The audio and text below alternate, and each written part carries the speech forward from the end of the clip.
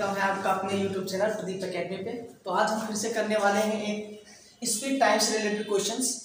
Last time हमने जो speed and time से रिलेटेड क्वेश्चंस किए थे वो about related, up stream down stream related questions करे थे, और आज हम करने वाले ट्रेन से related questions.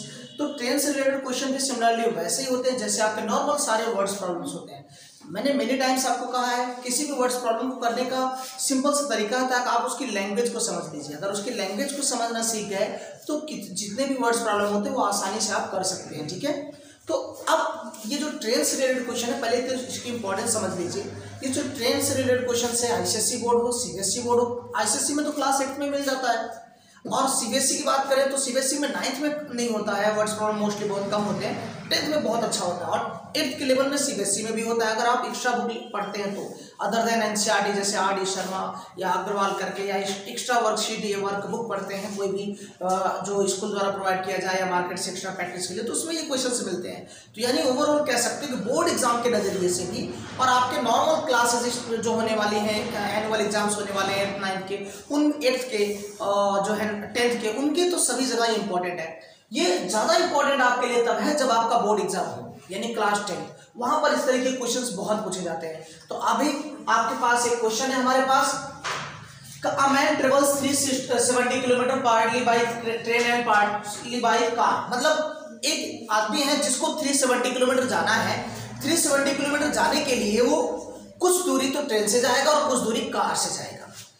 if he covers 250 kilometre by train, मतलब वो आदमी जो है 370 में कम मिनिमम जो है 250 किलोमीटर ट्रेन से जाता है, तो बचा हुआ जो रेस्ट है वो किससे जाएगा?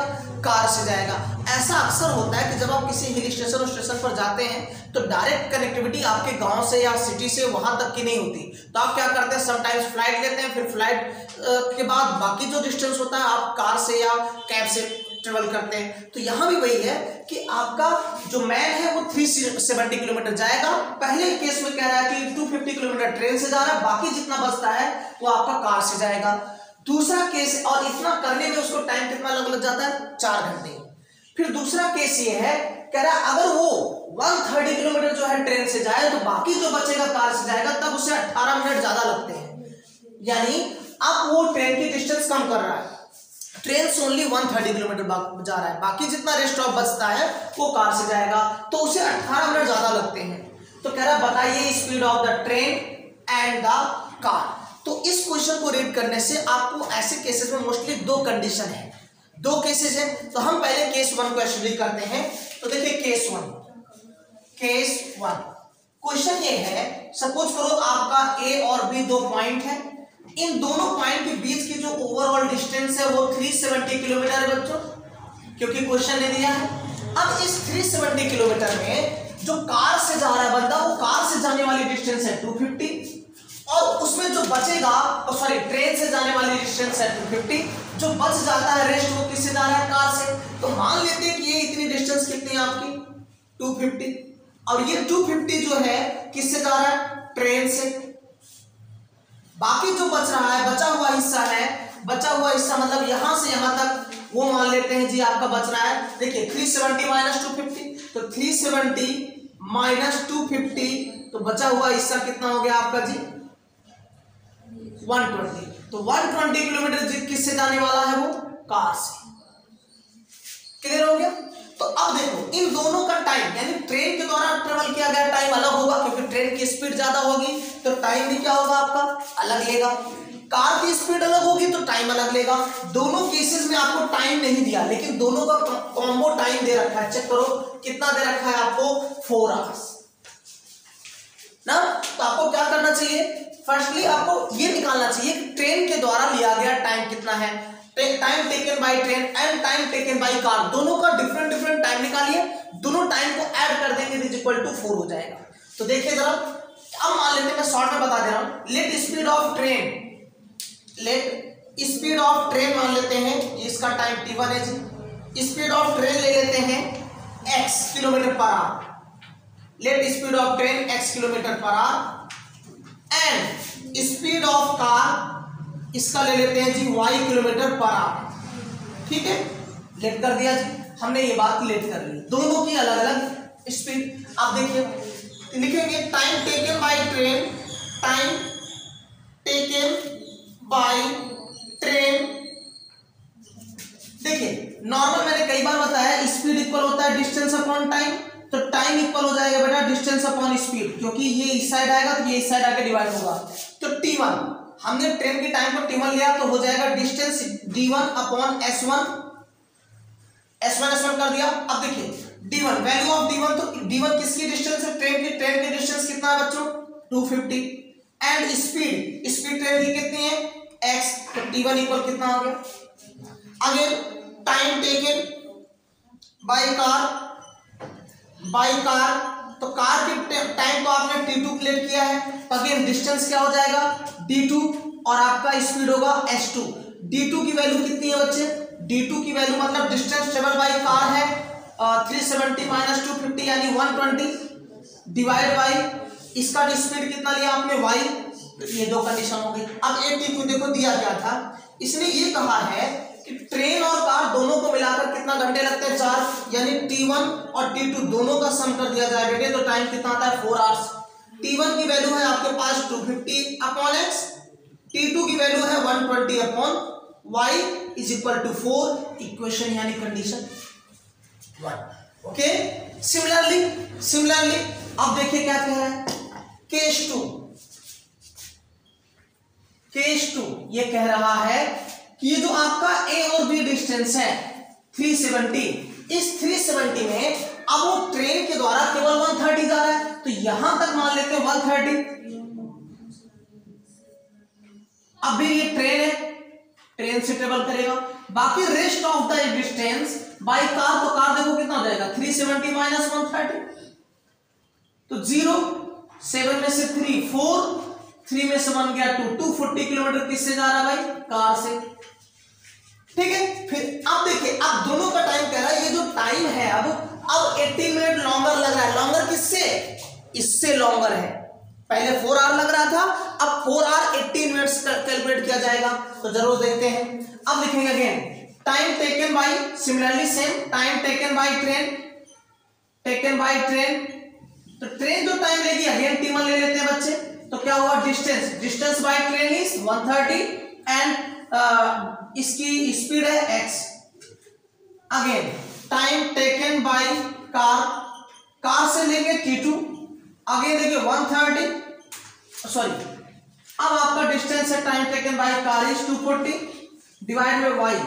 कंडीशन ये है कि पहले जितना टाइम लेता था अब उससे 18 मिनट ज्यादा, तो कंडीशन देखो ATQ T1 प्लस T2 ये आपका 4 आवर तो रहेगा बेटे, बट 18 मिनट लॉन्गर, मतलब 18 मिनट लॉन्गर कर दिया।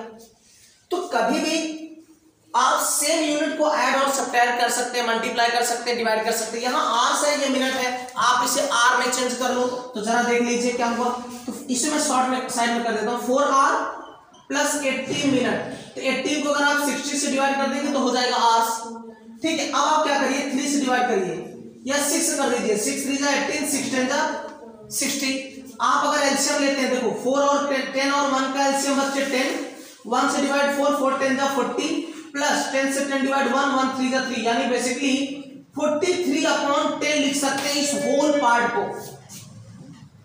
ओके, आप इस होल पार्ट को लिख सकते हैं बच्चे 43 अपॉन 10, और T1 की वैल्यू है आपकी T1 की वैल्यू है 130 अपॉन x और T2 की वैल्यू है आपकी 240 अपॉन।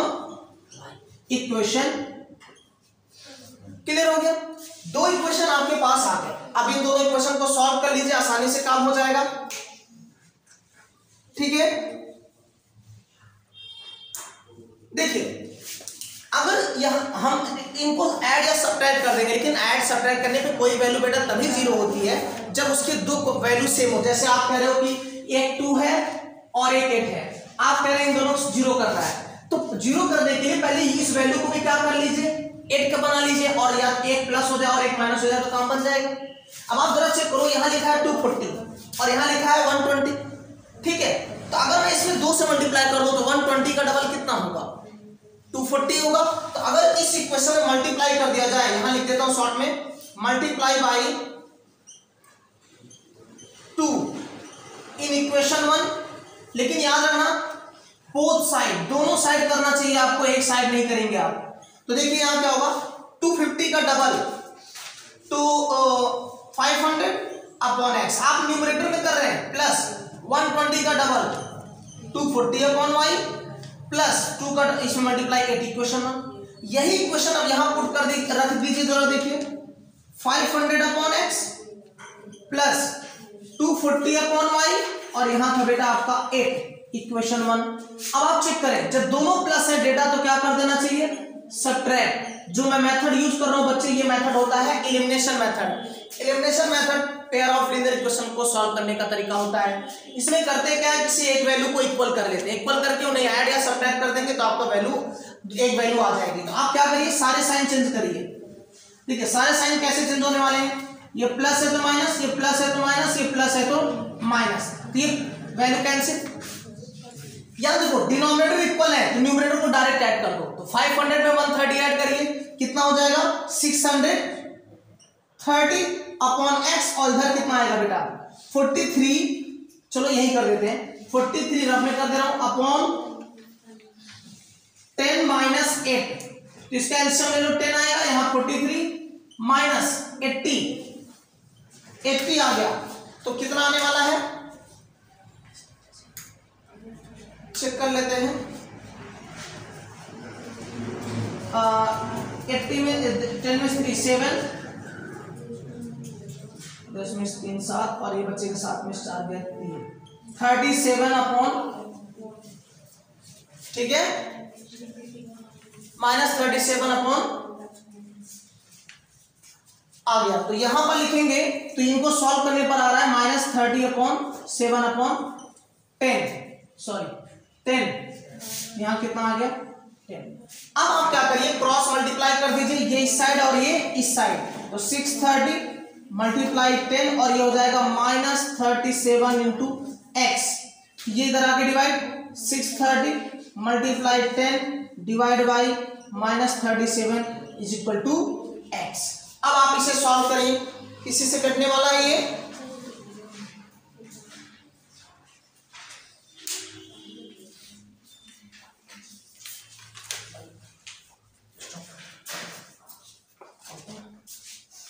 तो आई थिंक यहाँ पर कुछ एरर हो रहा है क्योंकि स्पीड निगेटिव नहीं आएगी, तो देखते हैं कहाँ गलती हो रही है आपकी।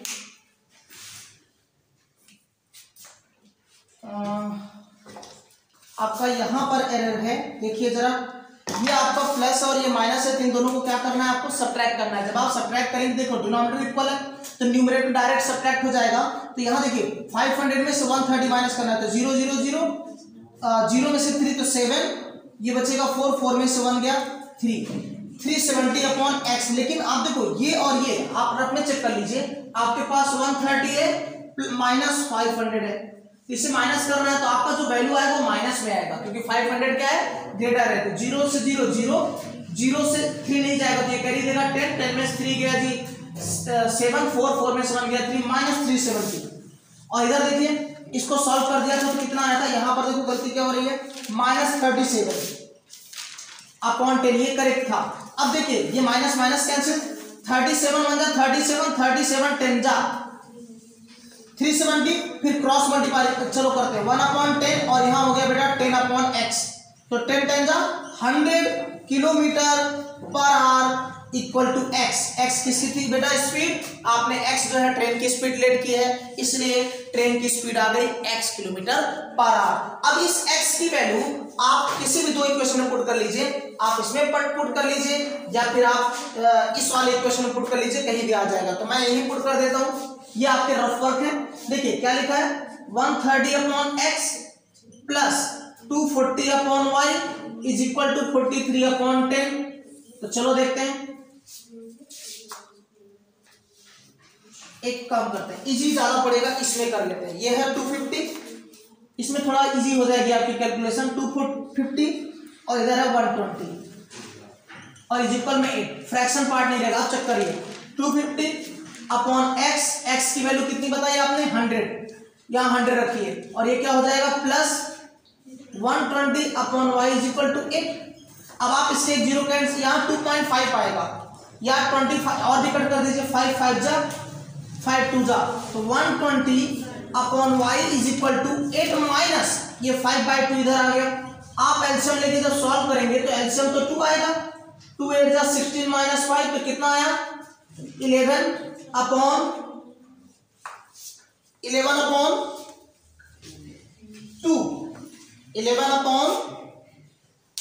2 और अब आप सॉल्व करते हैं इसे 120 अपॉन y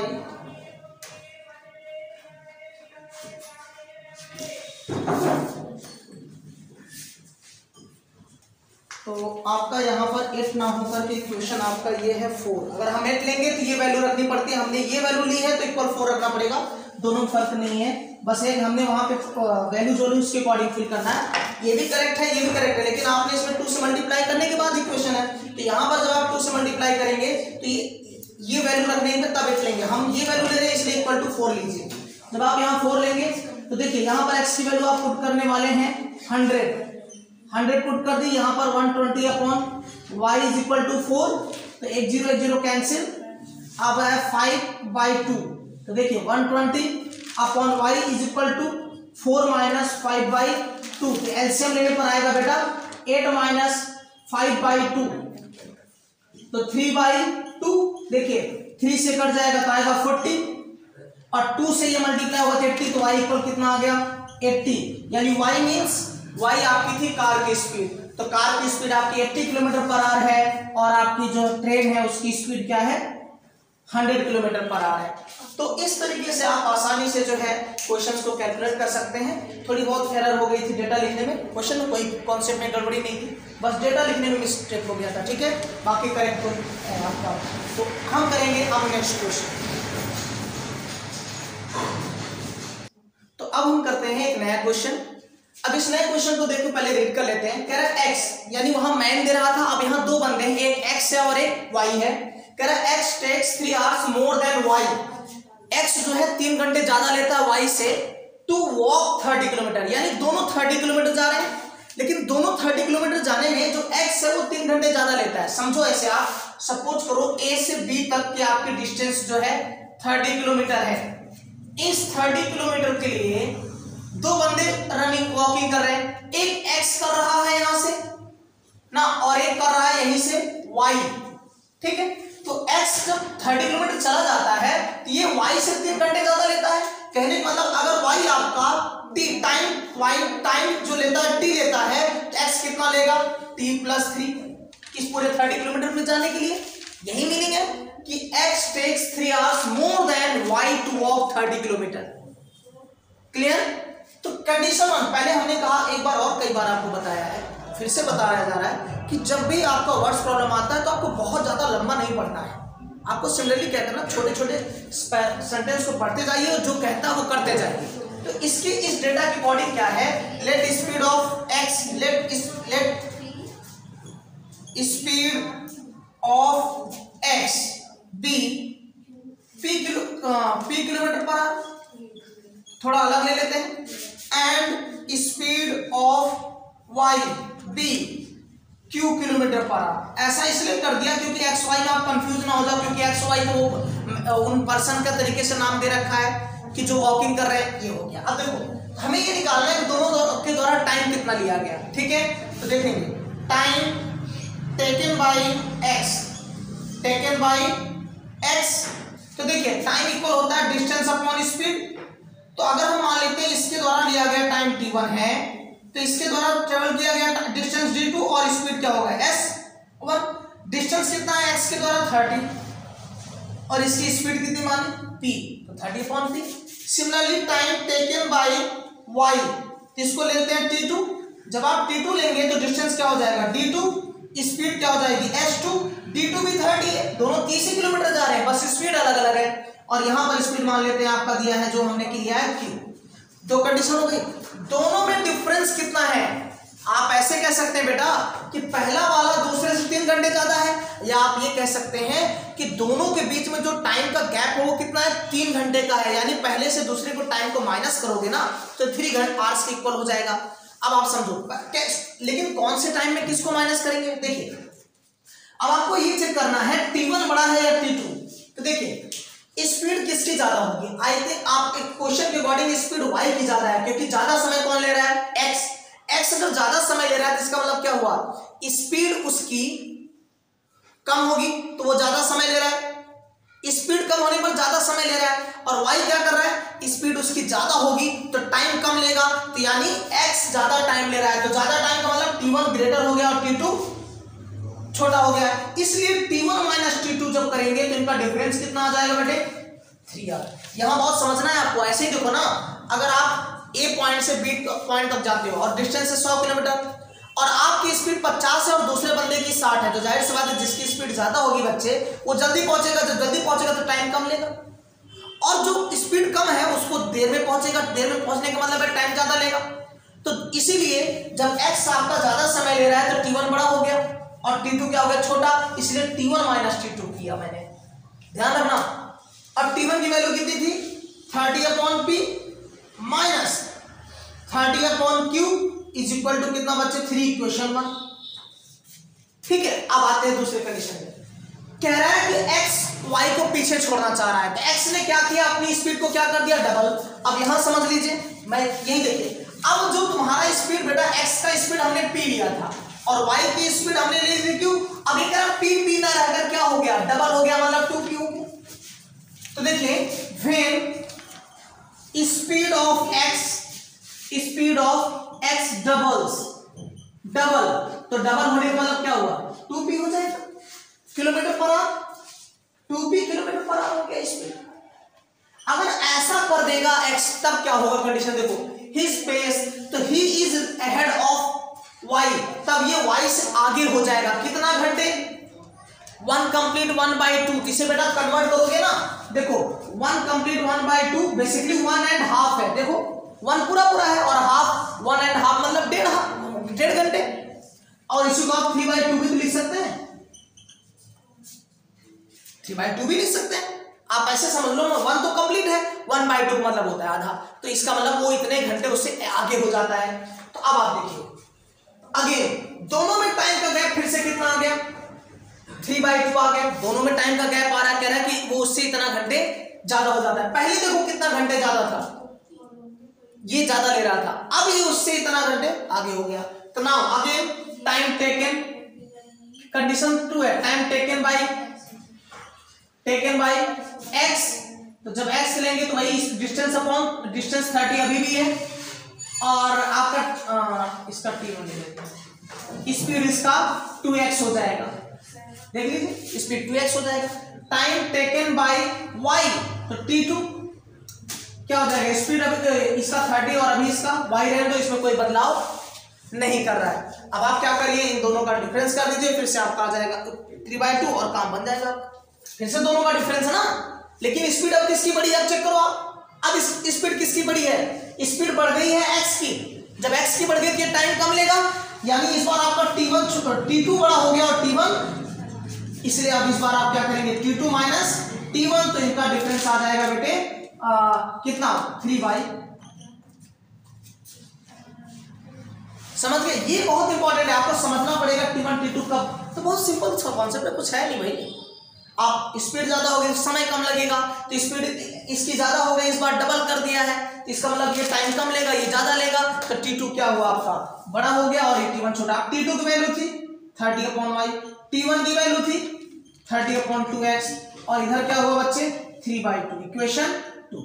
फिर से थोड़ा सा आपको समझ में आ जाएगा। अगेन क्लास 10, ये बात सॉरी, यहाँ इसकी स्पीड 2p थी और यहाँ आपका q था, ठीक है, तो यहाँ पर रखेंगे q और यहाँ पर रखेंगे 2p।